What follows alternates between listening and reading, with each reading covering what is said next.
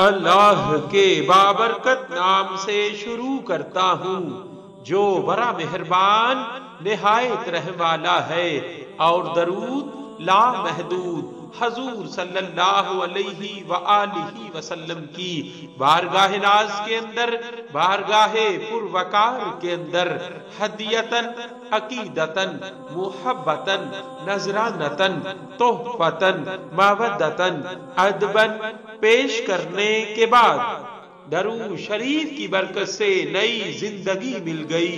توبہ چیک سنگھ اکتوبر 1999 میں سوئی گیس کا پائپ لائن پھٹنے کا قیامت خیز سانحہ پیش آیا۔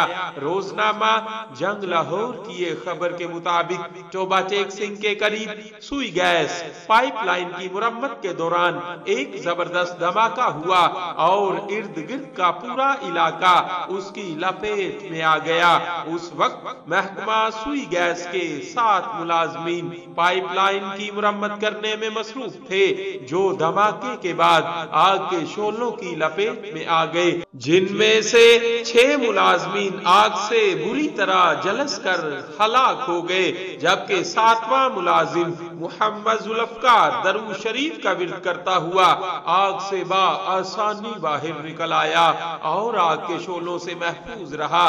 یہ ملازم ویلڈنگ سپروائزر محمد ذوالفقار تھا، جس نے بتایا کہ جب وہ ٹرمینل پر کام کر رہا تھا تو اچانک زوردار دھماکہ ہوا، جس کے فوراً بعد آگ لگ گئی۔